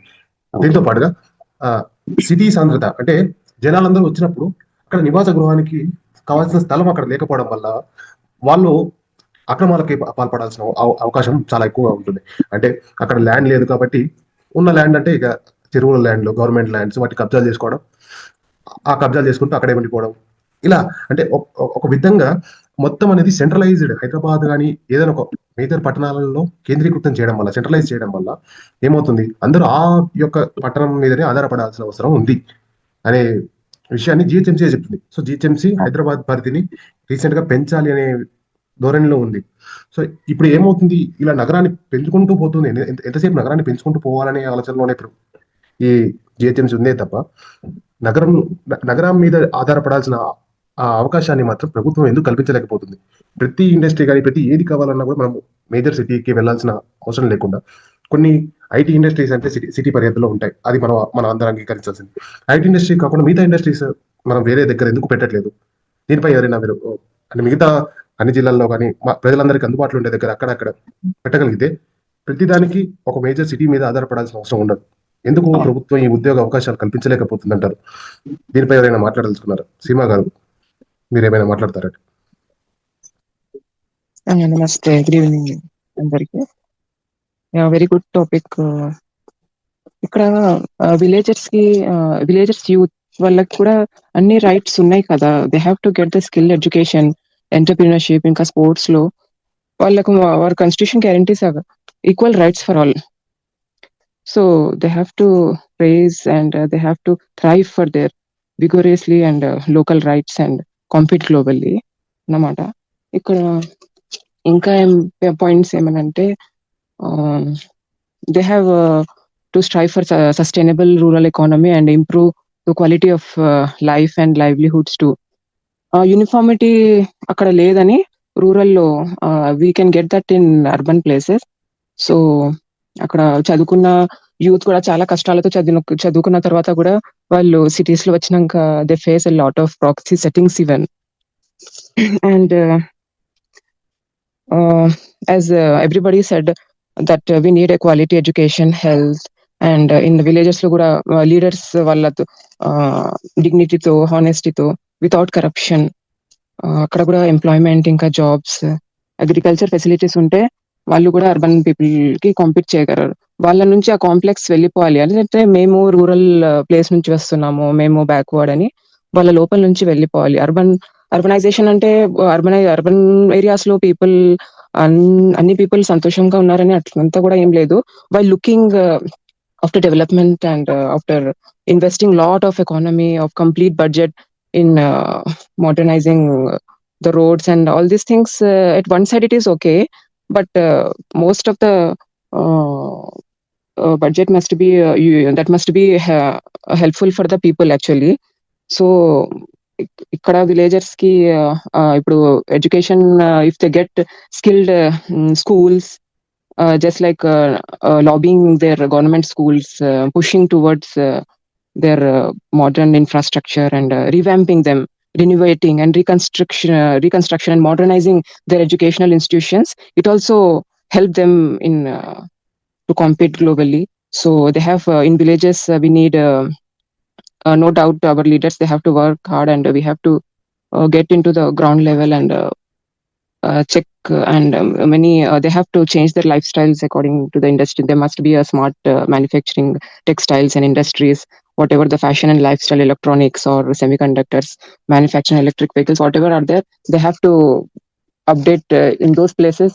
And when we say that one nation, one election, all these things, one district, one product, they must get available in the village itself, so the youth can get benefit and they don't have any inferior complex that we are backward or something like that. So let's hope for the best and try to improve the quality and lifestyle of villages. Thank you.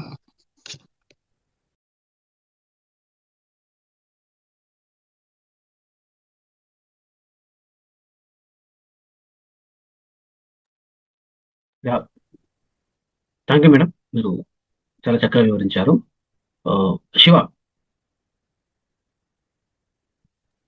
Yeah, Ailesh garu. Yeah, please take other questions. అవకాశాలు లేకపోవడం వల్ల అంటే ఒక్కొక్కరికి quality education కావాలి, quality medical equipment కావాలి, quality products కావాలి, quality life style కావాలి, ఇలా అందరూ అనుకోవడంలో తప్పేం లేదు. అందరూ మనం జీవనాభివృద్ధిలో మెరుగ్గా ఉన్నారని అనుకుంటాం. కానీ ఒకేసారి అందరూ ఇలా ఒక పర్టికులర్ ప్లేస్ లో అనుకోవడం వల్ల అక్కడ ఏమవుతుంది మనం చూస్తున్నాం రీసెంట్ గా ఈ మేజర్ సిటీస్ లో అన్నిట్లలో ఫ్లోటింగ్ ఎక్కువ అవడం వల్ల పీపుల్స్ మధ్యన క్రైమ్స్ ఎక్కువ జరగడం, పొల్యూషన్ బాగా పెరిగిపోవడం, స్లమ్స్ మేజర్గా సిటీస్ లో మేజర్గా స్లమ్స్ బాగా పెరిగిపోవడం జరుగుతూ ఉంది. సో ఇందాక సీమా గారు చెప్పినట్టుగా ప్రతి డిస్టిక్ కి అక్కడే కొన్ని ఉద్యోగ అవకాశాలు కల్పించేలాగా కొన్ని ఇండస్ట్రీస్ కానీ మనము సెల్ఫ్ రిలయంట్ ఎలా చేయాలనే విషయాన్ని ఖచ్చితంగా ప్రభుత్వం ఆచరణలోకి తీసుకోవాలి. అండ్ ఈ పట్టణీకరణ అనేది చాలా ప్రమాదకరమైన సమస్య. మనకు అవకాశాలు కావాలి, కానీ మెరుగైన అవకాశాలు ఎందుకు కింది స్థాయిలో కల్పించలేకపోతుంది ప్రభుత్వం అనే విషయాన్ని మనం అందరం గట్టిగా ప్రశ్నించాల్సిన అవసరం కూడా ఉంటుంది. సో దీనిపైన ఇంకెవరైనా మాట్లాడాలనుకుంటే మాట్లాడగలరు. కమలాకర్ గారు, మీరు ఏదైనా చెప్పాలనుకున్నారు? శివ, నేను మాట్లాడచ్చా? Yeah Suresh, please please go. Simple Shiva, ఇక్కడ మనం ఒక కార్యక్రమం తీసుకున్నాం, విద్యా వికాసం అని. మనం జనగం మండలంలో దగ్గర ఒక 40 స్కూల్ విజిట్ చేసాం. ఆ స్కూల్లో ఇన్ఫ్రాస్ట్రక్చర్ కూడా ప్రాపర్గా లేదు. అంటే చాలా మంది ఇప్పుడున్నటువంటి యూనివర్సిటీలు పెట్టినా, కాలేజీలు పెట్టినా, పెద్ద పెద్ద ఇంజనీరింగ్ కాలేజీలు ఏ కాలేజ్ తీసుకున్నా వాళ్ళ ఎడ్యుకేషన్ స్టార్ట్ అయింది గవర్నమెంట్ స్కూల్ నుంచే. చాలా మందిని చూసాను. ఇప్పుడు జనగంలోనే మంచి డిపార్ట్మెంట్లలో ఉన్న వాళ్ళు కూడా ఉన్నారు ఆ విలేజ్లలో. కానీ అక్కడ ఉన్నటువంటి చిన్న స్కూల్ కూడా వాళ్ళు డెవలప్ చేయలేకపోయారు వాళ్ళు. అంటే ఇక్కడ చాలా క్లియర్గా అర్థమవుతుంది వాళ్ళ బిజినెస్ ఏంటి, వాళ్ళకి ఏం కావాలి. సో యాజ్ ఎమ్మెల్యే కానీ, లోకల్ లీడర్ కానీ, వేరే ఏదైనా ఎమ్మెల్యే కానీ, ఏ క్యాండిడేట్ గెలిచినా కూడా ఒక పర్టికులర్ స్కూల్కి విజిట్ చేసి అసలు ఇక్కడ కనీస సౌకర్యాలు ఏమున్నాయి వాటి గురించి చర్చించింది నాయకుడే లేడు అసలు. ఓకే, సో ఒకటి. నెక్స్ట్ ఏంటంటే ప్రతి ఎలక్షన్లో చూస్తున్నాము మందులు, డబ్బులు ఇంకా విచ్చలవిడిగా పంచుతున్నారు. రీసెంట్ సర్పంచ్ ఎలక్షన్ కూడా చాలా చూసాం మనం కూడా. సో ఇదే అన్నట్టు. అంటే ఇక్కడ 2 విధాల, ఒకటి పొలిటికల్ లీడర్లో మార్పు రావాలి, 2 విలేజ్లో ఉన్నటువంటి ఓటేసే నాయకులు కూడా మారాలి. ఎవరైతే ఓట్లు చేస్తున్నారో, ఎవరిని ఎన్నుకుంటున్నాం అనేది కూడా చాలా ఇంపార్టెంట్. సో ఇవన్నీ మర్చిపోతున్నాం మనం. లాస్ట్ ఇప్పుడు ఉన్నటువంటి మన 70 yearsలో ఏం జరిగింది, ఫ్యూచర్లో ఏం జరగబోతుంది అనే ఆలోచన అది ఎవరికి లేదు. వాళ్ళ స్వార్థం కోసం నాకు 500 ఇచ్చినా, 1000 ఇచ్చినా, 2000 ఇచ్చినా దాని మీద ఫోకస్ పెడతారు. బట్ తర్వాత ఏదైనా ఇష్యూ వస్తే ఆ పర్టికులర్ పర్సన్ దగ్గరికి పోయి నాకు సీఎం రిలీఫ్ ఫండ్ ఇవ్వండి, లేదంటే ఆ పర్టికులర్ హాస్పిటల్ రికమెండ్ చేయండి, వాళ్ళకి రికమెండ్ చేయండి, నాకు అమౌంట్ తగ్గించే ప్లాన్ చేయండి అని అడుగుతాం తప్ప నాకు ఎందుకు ఈ అవసరాన్ని, సపోజ్ ఒక ఇష్యూ వచ్చింది హాస్పిటల్లో, ఒకరు కూడా మాట్లాడరు. నాకు ఎందుకు మీరు ఫ్రీగా ఈ ట్రీట్మెంట్ చేయించలేకపోతున్నారు, నాకు ఎందుకు ఫ్రీగా ఎడ్యుకేషన్ ఇవ్వలేకపోతున్నారు అని లేదు. రికమెండేషన్ మీద పోతాం. అంటే ఇక 2 ways ప్రాబ్లమ్స్ ఉన్నాయి. ఒకటి హోటల్ దగ్గర నుంచి మిస్టేక్స్ ఉన్నవి, ఒకటి ఎన్నుకున్న క్యాండిడేట్ కూడా మిస్టేక్స్. సో వీళ్ళిద్దరు మారినప్పుడు ఈ గ్రామ పంచాయతీలు ఏవైతే ఉన్నాయో మనం డెవలప్ అవ్వాలనుకుంటున్నామో అవి అభివృద్ధి చెందుతాయి. ఇంకా మిగతా అయితే మనలో చాలా మంది చెప్పినవే. సో ఏం సిచ్యువేషన్ ఉంది అనేది. ఓకే, సో ఇవి నేను షేర్ చేయాలనుకున్నాను. Thank you.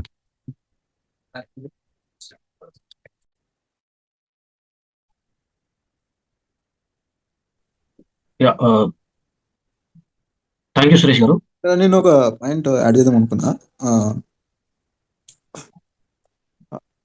మాట్లాడు sir. Please go head. So Suresh చెప్పినట్టు వాస్తవానికి గ్రామాలలో కూడా లోపం ఉంటుంది. అంటే మనం ఎలక్ట్ చేసుకునే పర్సన్ మీద డిపెండ్ అయి ఉంటుంది. సో అదేవిధంగా ఇప్పుడు డెవలప్మెంట్ విషయానికి వస్తే, ఒకవేళ మన ఒక జిల్లాలో, ఒక తాలూకాలో ఏదైనా ఒక ఎంప్లాయ్మెంట్ కోసం ఒక కంపెనీ ఏర్పరిచినా ఇప్పుడు సమాజంలో ఏం జరుగుతుందనంటే, ఇక్కడ లోకల్ వాళ్ళకి ఎంప్లాయ్మెంట్ ఇవ్వకుండా అంటే వేరే స్టేట్ నుంచి ఇంపోర్ట్ చేసుకుంటున్నారు. ఇప్పుడు గుజరాత్, అంటే మన ఉత్తరప్రదేశ్, ఇక్కడ డిఫరెంట్ స్టేట్ల నుంచి ఇంపోర్ట్ చేసుకుంటున్నారు. కానీ ఇక్కడ ఉన్న వాళ్ళకు ఎంప్లాయ్మెంట్ క్రియేట్ చేస్తామని ఏదో భరోసా ఇచ్చి, ఇక్కడ ఉన్న వాళ్ళకి ఎంప్లాయ్మెంట్ క్రియేట్ చేయనప్పుడు వాళ్ళు అక్కడ గ్రామాలలో ఉన్న ఏం చేయలేక మళ్ళీ పట్టణాలకు రావాల్సి వస్తుంది. సో అక్కడ దగ్గరలో మీకు అందుబాటులో ఉన్న కంపెనీస్ ఉన్నా కూడా అక్కడ వాళ్ళు ఎంప్లాయ్మెంట్ ప్రొవైడ్ చేయలేకపోవడం వల్ల ఇక్కడికి రావాల్సి వస్తుంది. ఈ విషయం కూడా ప్రతి లోకల్లో ఉన్న ఆల్రెడీ ఎగ్జిస్టెడ్ కంపెనీస్ ఉంటే అక్కడ ఉన్న ఎమ్మెల్యేస్ కానీ వాళ్ళు కానీ, ఎందుకంటే ఓట్లేసి గెలిపించింది ఇక్కడ గ్రామస్తులు, ఒకసారి వాళ్ళ గురించి ఆలోచించి దానిపై నుంచి ఒకసారి మాట్లాడి ఇట్లా అంటే ఛాన్సెస్ ఉంటాయి ఇప్పుడు ప్రజెంట్గా. సో అట్లీస్ట్ కొంతమందినైనా అన్ఎంప్లాయ్మెంట్ ఉన్న వాళ్ళని ఎంప్లాయ్మెంట్గా తీసుకునే అవకాశాలు ఉంటాయి. అది లోకల్లో ఉన్నటువంటి అక్కడ ఉన్న ఆ కాన్స్టిట్యూన్సీకి సంబంధించి చూసుకోవాల్సిన ఎవరైతే ఎన్నుకోబడ్డారో అక్కడ. సో వాళ్ళు ఇప్పుడు వాస్తవానికి ఏమన్నా కలెక్టర్ దగ్గరికి వెళ్తే ఏమంటారు, అక్కడ లోకల్ ఎమ్మెల్యే ఉన్నారు, సో అక్కడ మేము చేయడానికి వెళ్ళాలని వీళ్ళు అంటారు. మళ్ళీ ఎమ్మెల్యే దగ్గరికి పోతే అక్కడ కలెక్టర్. ఇట్లా కన్వర్జేషన్ అనేది ఇద్దరి మధ్యనే ఉంటుంది తప్ప అంటే సరైన న్యాయం జరగలేకపోతుంది. సో దీనికి సంబంధించి ఏంటంటే అదే సరైన నాయకుడు ఎన్నుకోవడం అనేది చాలా ముఖ్యమైనది. అది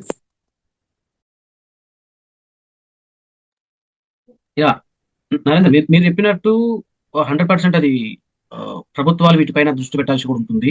ఎందుకంటే ఇప్పుడు ఈ లోకల్ ఉన్న ప్రజలు వాళ్ళకి ఉద్యోగ అవకాశాలు ఎక్కడైనా మనకు ఉంటాయో అక్కడ కాకుండా వివిధ రాష్ట్రాల నుంచి వచ్చిన వాళ్ళకి ఇవ్వడం వల్ల ప్రియారిటీ, ఇక లోకల్ వాళ్ళకి పని లేకపోవడం వల్ల మళ్ళీ వాళ్ళు పట్టణీకరణకి పట్టణాల వైపు చూడవలసి ఉంటుంది.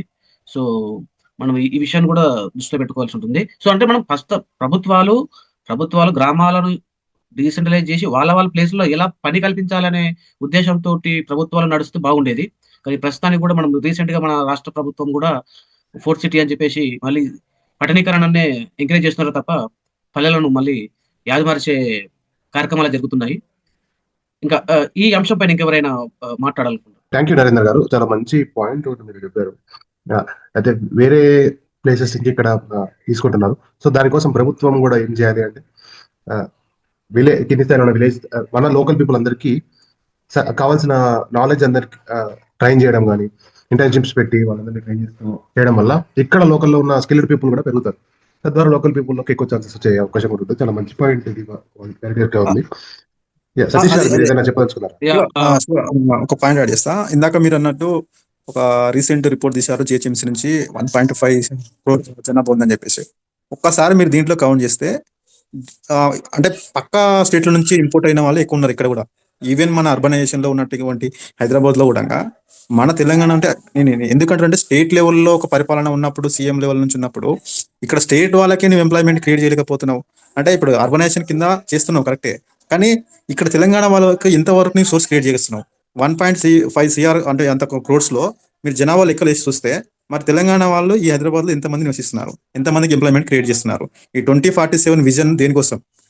అంటే ఇప్పుడు లోకల్లో ఉన్న వాళ్ళకు కనీసం అంటే ఇక్కడ ఉన్న ఫెసిలిటీస్ క్రియేట్ చేయకపోవడం లోపము, అండ్ ఇంపోర్ట్ చేసుకునే దానికి ఇప్పుడు దీనిపైన అడిగితే వాళ్ళు ఏమంటారంటే అంటే ఇక్కడ ఉన్న వాళ్ళకి స్కిల్ లేదంటారు. ఒకటే క్వశ్చన్, స్కిల్ లేదు, మేము బయట నుంచి తెచ్చున్నాం.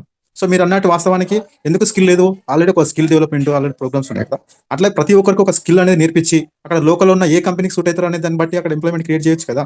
ఆల్రెడీ ఉన్న దాంట్లో చేయకుండా మనకు జాబ్స్ లేవు, ఇక్కడ నుంచి ఏం లేవు అంటే ఇదే ఏదో ఒకటి ఇంకా ప్రతిదీ ఒక కంపెనీ మనకు వస్తే ఇంత ఎంప్లాయ్మెంట్ క్రియేట్ అవుతుంది అని చెప్పేసి గతంలో మొన్న రీసెంట్ గా ఎన్నికైనప్పుడే మన రేవంత్ రెడ్డి గారు అన్నారు మనకు 30,000 మంది ఎంప్లాయ్మెంట్ క్రియేట్ అవుతుంది ఇక్కడ తెలంగాణ అని చెప్పేసి. ఎక్కడ క్రియేట్ అయింది? ఎక్కడ రోజు రోజుకి పెరుగుతా ఉంది కానీ ఎక్కడ తగ్గట్లేదు కదా.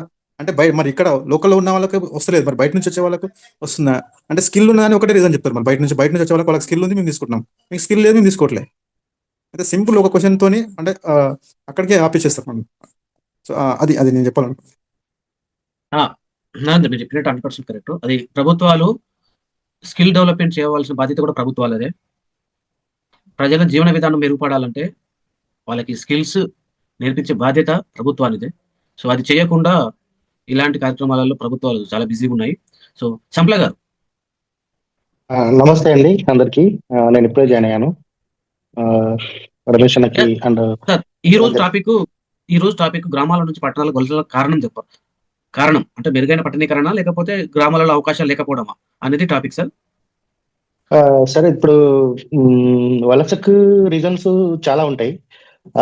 ఫస్ట్ థింగ్ ఏంటంటే సరైన ఉపాధి ఇన్ ద సెన్స్ క్వాలిఫికేషన్ తగ్గ ఉద్యోగం దొరకపోవడం ఫస్ట్. అంటే నేను అనేది వాని నాలెడ్జ్ కి అక్కడ గ్రామాలు ఏం ప్రొవైడ్ చేయలేకపోతున్నాయి అన్నట్టు. ఫర్ ఎగ్జాంపుల్ నాదే అనుకోండి, నేనే గ్రామం నుంచి వచ్చిన పట్టణానికి. ఎందుకు వచ్చిన అంటే ఇలాంటి ఈ రీజన్ వల్ల ఒకటి ఫస్ట్ థింగ్. సెకండ్ థింగ్ ఏంటంటే మోస్ట్లీ భారతదేశం అనేది దాదాపు 80% వ్యవసాయాధారణ పొందిన కుటుంబాలే ఉంటాయి. అండ్ ఒక్కరు చేసినా, నలుగురు చేసినా, 5గురు చేసినా సేమ్ దిగుబడి వస్తుంది. అండ్ అలాంటప్పుడు ఒకరు చేసేది అంటే వేరే యాంత్రీకరణ పెరుగుతుంది. ఫర్ ఎగ్జాంపుల్ అది వ్యవసాయం మీద ఆధారం తక్కువ అవుతుంది అన్నట్టు. Second thing. అండ్ థర్డ్ వచ్చేసి గ్రామాల నుంచి పట్టణానికి వలస. ఎందుకంటే పట్టణీకరణం అంటే రోజు రోజు గ్రామాల కంటే పట్టణాల్లో వారి యొక్క జీవన ప్రమాణాలు మెరుగుపడ్డాం. ఎగ్జాంపుల్ విద్య, ఆరోగ్యం అలాంటి అంటే విద్యా, వైద్యం సదుపాయాలు విరిగా దొరకడం అన్నట్టు పట్టణాల్లో గ్రామాల కంటే. గ్రామాల్లో అలాంటి సౌకర్యాలు చాలా తక్కువ ఉంటాయి. సో పట్టణాల్లో ఎక్కువ ఉంటాయి అన్నట్టు. ఇప్పుడు ఏమైనా వచ్చింది అనుకో గ్రామాల్లో, ఫర్ ఎగ్జాంపుల్ ఒక గ్రామం నుంచి పట్టణానికి వెళ్ళాలంటే ఒక 10 kilometers, 20 kilometers, 30 kilometers ఉంటే ఇలాంటివి కూడా ఒక కారణమే ఉంటుంది. అంటే పట్టణీకరణం పెరగడం అనేది తప్పని అయితే మనం అనుకోకూడదని నా అభిప్రాయం. అండ్ యాజ్ వెల్ యాజ్ అట్లానే గ్రామాలను మొత్తం ఏదండి వదిలేయాలనే ఉద్దేశం కాదు కష్టం. ఇంకో విషయం ఏంటంటే ఇప్పుడు మీరందరూ మాట్లాడుతున్నట్టు గ్రామాల్లో ఉపాధి అనేది అండ్ స్కిల్ ఉంటుందండి. అందరికీ స్కిల్ ఉంటుంది. అంటే skill in the sense work లో ప్రావీణ్యత ఉంటుంది పక్క ఎవరికైనా ఉంటుంది అది. అక్కడ వాళ్ళకు కాంట్రాక్టర్ ఎవరైతే ఉంటారో వాళ్ళు మనోళ్ళు కాదు. ఫస్ట్ థింగ్ తెలంగాణ నుంచి ఎవరైతే కాంట్రాక్ట్ ఇస్తారో ఆ కాంట్రాక్ట్ అనేది అందరు బడాబాబులే ఉంటారు. ఆ బడాబాబులు లోకల్ వాళ్ళకి ఇస్తే వాళ్ళు సరిగా పనిచేయదు, అంటే రుబాబు మాట్లాడతారు. అంటే ఎంత అమౌంట్ అయితే, అంటే డైలీ వేజెస్ ఫర్ ఎగ్జాంపుల్ 1000 నుంచి 2000 ఉందనుకోండి, అది కంపల్సరీ వాళ్ళు అడుగుతారు అన్నట్టు. అడిగి అంటే ఆ ప్రాంతీయతత్వం అనేది ఉంటుంది పక్క గ్రామాల్లో. మా గ్రామంలో ఉంది అనుకో, నేను ఒక డైలీ వేజ్గా వెళ్ళాను అనుకోండి, 2000 కూలీ అయితే నువ్వు ఎందుకు ఇవ్వని కంపల్సరీ అడుగుతాను ఆ కాంట్రాక్టర్ని. ఆ కాంట్రాక్టర్ మనోడు కాదు, ఫస్ట్ వేరే వాడు ఉంటాడు, అంటే వేరే స్టేట్ నుంచో సంథింగ్, వేరే డిస్టిక్ నుంచో ఎక్కడ హైదరాబాద్ నుంచో లేకుంటే అట్లా బీహారోడో లేకుంటే గుజరాతోడో ఆ కాంట్రాక్టర్ అయి ఉంటాడు. ఆ కాంట్రాక్టర్ ఎట్లయితే వానికి పని మిగిలించుకోనికి అండ్ అక్కడ ఇంకోటి లోకల్లోనే పెట్టుకుంటే అక్కడ నాణ్యత కూడా పెరుగుతుందండి. హలో, ఎవరున్నారు? చెప్పండి సార్, చెప్పండి చెప్పండి సార్, చెప్పండి. ఓకే ఓకే, అంటే చాలా రీజన్స్ ఉంటాయి సార్. అండ్ ఈ కాన్సెప్ట్ చాలా బాగుంటుంది, కానీ గ్రామాలని అవకాశం కల్పించడం అనే కాన్సెప్ట్ చాలా బాగుంది మీది. అండ్ దాని అంటే ఎట్లా అయితే గ్రామాలు డెవలప్ అవుతుంది అనే నిర్ణయాలు తీసుకోవడం కూడా చాలా బాగుంది. అదే నాకు తెలిసి ఇలాంటివన్నీ ఉంటాయి అన్నట్టు. వానికి ఒక పర్సన్ కాంట్రాక్టర్ ఎవరైతే ఉన్నారో వానికి ఎక్కువ అధిక లాభం కావాలంటే వాడు వేరే దగ్గర నుంచి తీసుకురావాలి. అది ఇక్కడ నాణ్యత గురించి వానికి సంబంధం లేదు. వేరే వాడు వస్తే ఒక బ్రిడ్జ్ నిర్మించింది అనుకోండి, ఆ కెనాల్ యొక్క బ్రిడ్జ్ నిర్మిస్తే లోకల్ వాడు అయితే ఎందుకు ఇంతే చేస్తున్నావు, అది మాదే కదా అని అంటాడు. అలాంటిది. సో నేను టాపిక్ డైవర్ట్ చేస్తున్నాను అనుకుంటా నాకు తెలిసి.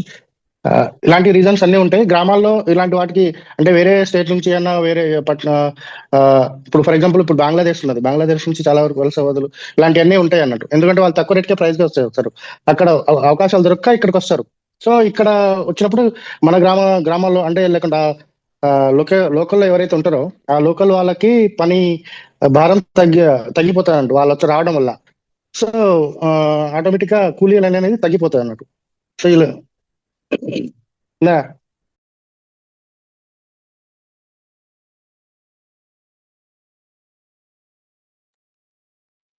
నేను అనుకునేది ఇలాంటివన్నీ ఉండొచ్చు. అండ్ ఇందులో ప్రభుత్వాల దృష్టి చాలా అంటే చాలా తగ్గిపోయినాయండి.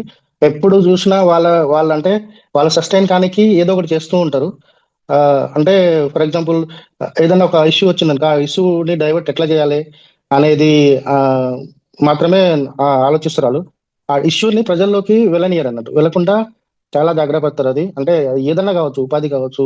ఇప్పుడు ఫర్ ఎగ్జాంపుల్ ఇప్పుడు ప్రజెంట్ సిచ్యువేషన్ లో విద్య చాలా అంటే చాలా వర్స్ట్ ఉన్నది. ఎక్కడన్నా పర్లేదు, అది మనం ఏ గవర్నమెంట్ అయినా దాన్ని సరిగా పట్టించుకోవట్లేదు అంటే నాకెందుకో తెలంగాణ ఆల్ ఓవర్ తెలంగాణలో మొత్తం రూరల్ ఏరియాలో ఎక్కడైనా స్కూల్స్ చాలా వర్స్ట్ కేసులో ఉంటాయి. స్కూల్స్ డెవలప్ అయితే క్వశ్చనింగ్ పెరుగుతుంది అనే ఆలోచన కూడా ఉండుండొచ్చు నాకు తెలిసి.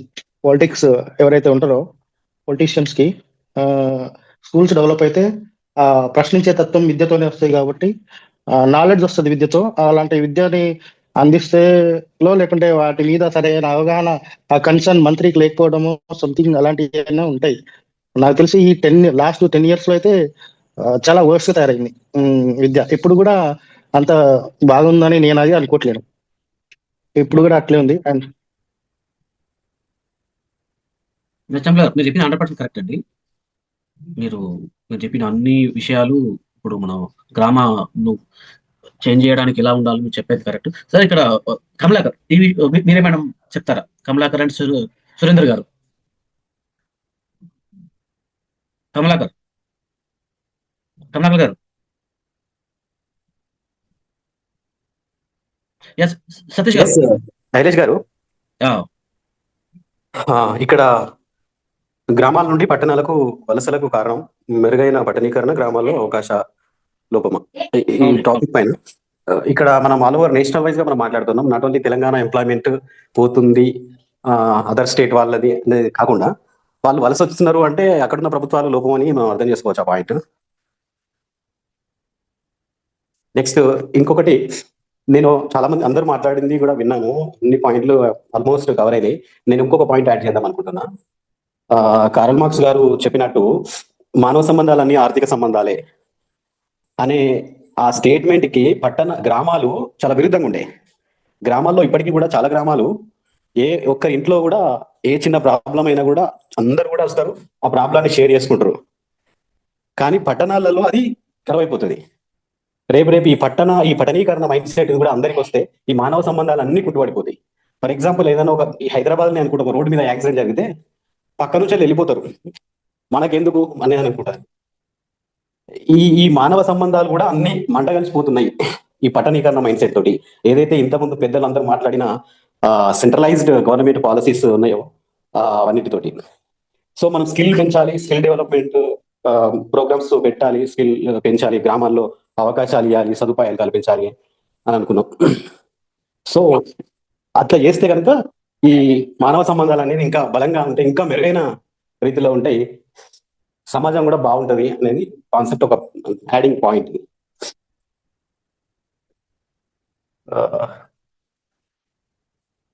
Thank you Kamalakar. సతీష్ గారు. సార్ నమస్కారం సార్.